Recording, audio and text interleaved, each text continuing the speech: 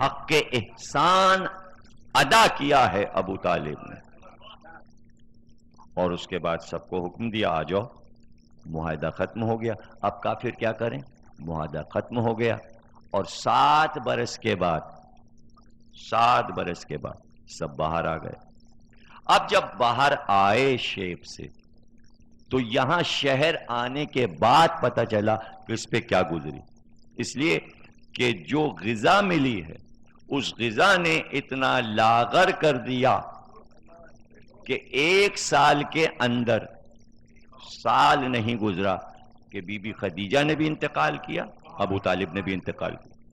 یہ کتنی بڑی سچائی ہے کہ جو مصائب پڑے ہیں اس مصائب میں کچھ دن تو زندہ رہتے، پتہ چلا سب سے زیادہ مصائب جس نے اٹھائے وہ ابو طالب ہیں یا خدیجہ، اور دونوں کی وفات کا اتنا صدمہ ہوا نبی کو کہ سال کا نام رکھا عام الحزن، غموں کا سال،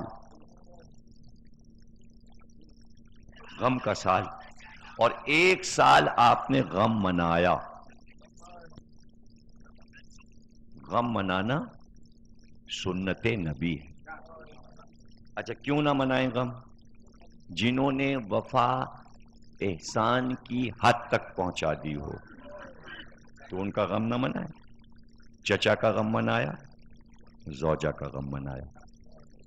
طبری نے لکھا ہے کہ عام الاحزان، بعض نے لکھا عام الحزن، بعض نے لکھا ہے غموں کا سال، یوم غم کا سال، اور روتے تھے، گھر سے نہیں نکلتے تھے۔ اور ادھر وہی آئی، ادھر دونوں کا انتقال ہوا، جناب خدیجہ اور ابو طالب کا، اور ادھر وہی آئی کہ اب مکے میں آپ کے 2 ہی سرپرست تھے، دونوں نہ رہے، اس لیے آپ یہ شہر چھوڑ دیجئے۔ سبب ہجرت وفات ابو طالب، وفات خدیجہ۔ آپ کیا ہجرت کو خوشی کی چیز سمجھ رہے ہیں؟ ہجرت غموں کے سائے میں ہوتی ہے۔ اگر ایسا ہو رہا ہوتا تو پاکستان میں ہجرت کا جشن منایا جاتا۔ تو اسلام میں جشن کا کوئی موقع ہی نہیں ہے منانے کا۔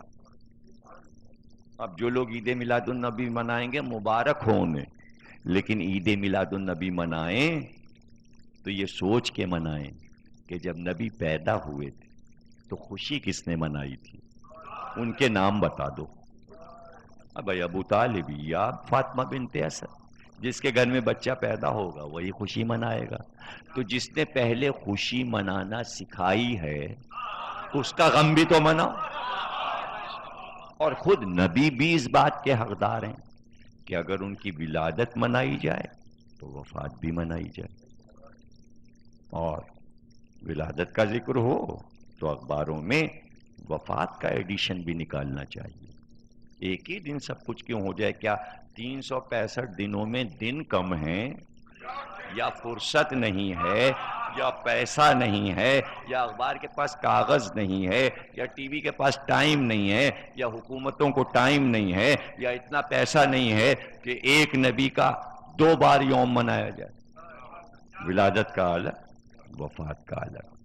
اور جب وفات کا منایا جائے تو تمام اصحاب کا ذکر کیا جائے، اس لیے کہ سب کلمہ گو وفات کے وقت موجود تھے، جتنے ہیں 10,000 صحابہ ہیں۔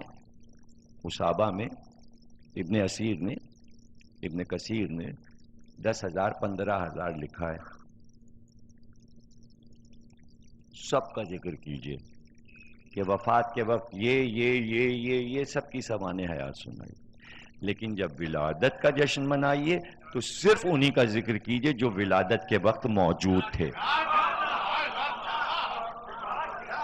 اگر اس انصاف سے امت چلے تو خدا کی قسم تفرقہ بازی اور فرقہ بازی ختم ہو جائے، فیصلہ ہو جائے کہ صاحب جس دن ولادت کا جشن ہوگا اس دن ہم ہاشم، عبد المطلب، عبداللہ، آمنہ، ابو طالب، فاطمہ بنت اسد، ان لوگوں کا ذکر کریں گے، اور جب وفات کا یوم منائیں گے تو پھر فلاں فلاں صحابی، یہ دوست، یہ صحابیات، ان کا ذکر کریں گے، سارا اختلاف ختم ہو جائے گا، نہ کوئی شیعہ رہے گا نہ کوئی سنی، سب مسلمان رہیں گے۔ صلوات پڑھیے۔ دیکھیں یہ تو نعرے لگتے ہیں، اتحاد کرو اتحاد کرو، سنے ہوں گے نا آپ نے، اتحاد بین جی ہاں، سب کہتے ہیں نا، شیعہ بھی کہتے ہیں سنی بھی کہتے ہیں، اتحاد بین آج تک کسی نے فارمولہ دیا؟ نعرہ لگانا اور ہے، فکر کر کے فارمولے دینا اور ہے۔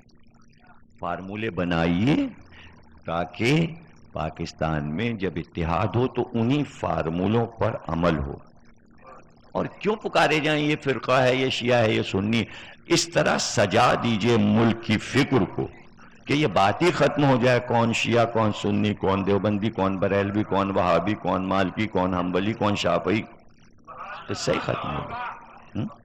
لیکن اب عراق میں سب ایک ہو گئے، بغداد میں شیعہ سنی سب ایک ہو گئے، کہہ رہے ہیں امریکن کو نکالنے کے لیے ہم سب ایک ہو گئے، تو پتہ چلا دشمن کا مقابلہ کرنے کے لیے سب کو ایک ہونا پڑتا ہے نا؟ تو فرقوں کے نام برسر عام لے لے کر میڈیا پر، ذرائع ابلاغ پر، یہ شیعہ ہیں، یہ فلانے ہیں، یہ فلانے، یہ اتحاد کی باتیں نہیں ہیں۔ اتحاد اس وقت ہوگا کہ جب آپ کسی فرقے کا نام ہی نہ لیجئے۔ میں جتنی بار ٹی وی پہ گیا، میں نے ایک بار بھی لفظ شیعہ استعمال کیا نہ سنی، باتیں سب کہیں، لیکن نہ لفظ شیعہ استعمال کیا نہ لفظ سنی۔ ابھی پھر پروگرام میرا انشاءاللہ نبوت پہ آئے گا، آپ دیکھ لیجئے گا، میں یہ لفظ استعمال ہی نہیں کروں گا میڈیا پہ کہ کیا شیعہ اور کیا سنی، اس لیے کہ جب آپ یہ کہہ رہے ہیں کہ اتحاد، تو اتحاد میں جب آپ خود نام لیں گے، جب آپ نے کہا ابو طالب، جب آپ نے کہا علی، جب آپ نے کہا حسن، جب آپ نے کہا حسین، فرقہ واضح ہو گیا، اس لیے کہ پورا عالم اسلام انہیں مانتا ہے، صرف خارجی انہیں نہیں مانتے۔ فیصلہ اسی پہ ہوتا ہے کہ آپ مظلوم کے ساتھی ہیں یا ظالم کے ساتھی ہیں۔ مجلس میں یہی بات بتائی جاتی ہے۔ دیکھیے ہمارے بزرگ ہر سال تشریف لاتے ہیں، سامنے تشریف فرمائے، پڑھے لکھے عالم آدمی، اہل سنت ہیں، عالم خاندان سے ہیں، عالم کے رشتہ دار ہیں، لیکن سامنے بیٹھ کے ہر سال عشرہ سنتے ہیں۔ تو یہ ذکر جو ہے یہاں بیٹھنے کے بعد آپ سے آپ اختلاف ختم ہو جاتا ہے، اس لیے کہ اہل بیت سے تو کسی کو اختلاف نہیں ہے۔ صلوات پڑھیے گا۔